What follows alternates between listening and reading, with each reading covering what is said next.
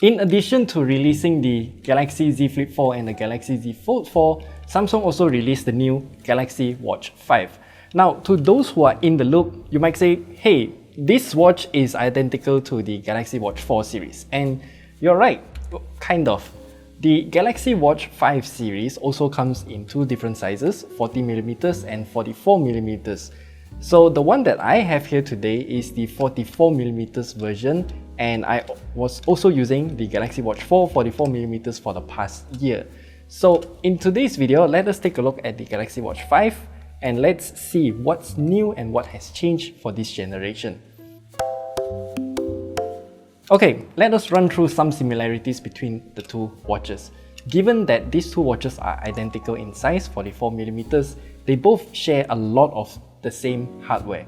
Now, they both look identical actually, and they are also using the exact same 20mm watch strap, and the latch is the same as well. They are both also using the exact same 1.4-inch Super AMOLED screen with 450 by 450 pixels in resolution, and it is also, of course, rounded in terms of its shape. One big upgrade though is that the Galaxy Watch 5 is now using a sapphire crystal glass instead of Corning Gorilla Glass on the Galaxy Watch 4.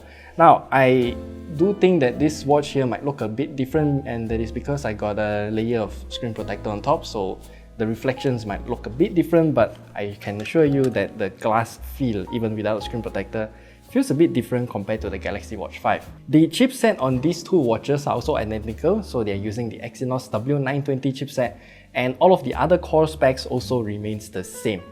One thing that has changed is that the sensor underneath the Galaxy Watch 5, we do have another extra dot here as compared to the Galaxy Watch 4.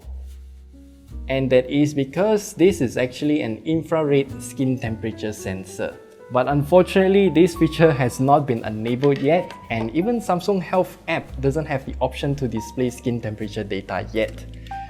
One big upgrade over the previous generation is actually the charging cable. So I immediately realized that this year Samsung upgraded everything to use USB Type-C, and this new charging cable, wireless charging cable plug thing is also a bit different, and all of the data for this charger is written on the cable itself. And if you take a look at this side here, or I'll just show you a higher resolution picture, it actually states it can take in 5 volts and 2 amps with a total of 10 watts. Now, I am not sure what's the output because there is no data of that printed on the cable or the magnetic charging plug itself. But given that it does take in 10 watts, it is already higher than the Galaxy Watch 4 and previous generations of Galaxy Watch chargers. And the magnetic charging plug is also a lot smaller this time around, so you might find this to be interesting, but yeah, I just want to point that out. And it also charges the watch a lot faster compared to last time, by the way. Now, I'm not particularly concerned about the charging time, but I am concerned about the battery life instead.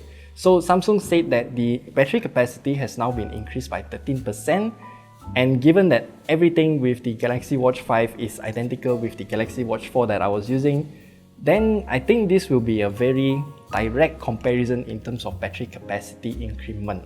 So I have been using how I use the Galaxy Watch 4 on the Galaxy Watch 5, and I find that 13% larger battery definitely makes it go past 2 days of usage.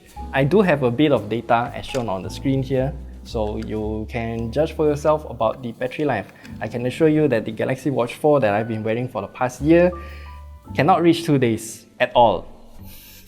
Now, the Galaxy Watch 5 still supports wireless charging, so you can convert your Galaxy smartphone into a smartwatch charger via wireless power share, or you can just directly plug in the wireless charging cable into the phone, and surprise, surprise, you can actually charge your watch as well.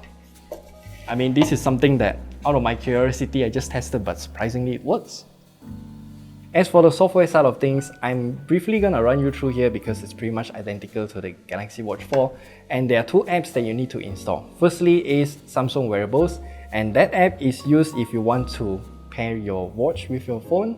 And then you can also do a lot more customization here. As you can see, you can customize your watch faces, your app screen, your tiles, your quick panel, your watch setting like DND, notifications, volume, all of those stuff, and even Google Assistant if you want to use that, everything can be done using the Samsung Wearables app.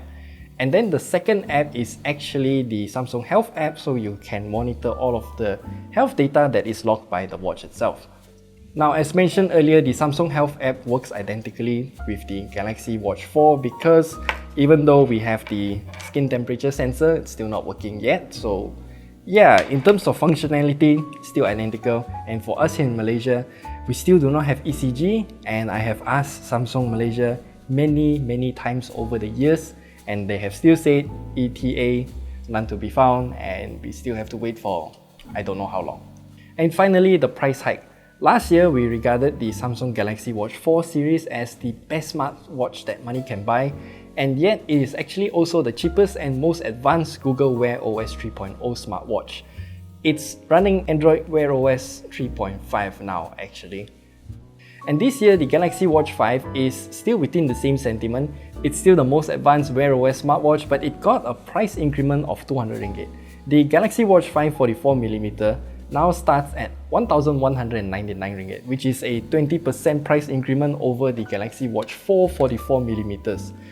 That might sound like a tough pill to swallow, but hey, there are no other smartwatches, new ones of course, that are using Wear OS 3.0 or above. And seriously, it's still the best smartwatch that money can buy despite its price bump. So yeah. And if you plan to skimp out on accessories, if you want to upgrade from the Galaxy Watch 4 44mm to the Galaxy Watch 5 44mm for whatever reason, this is a watch bumper case for the Galaxy Watch 4, and if you want to use it on the Galaxy Watch 5, it fits 100%.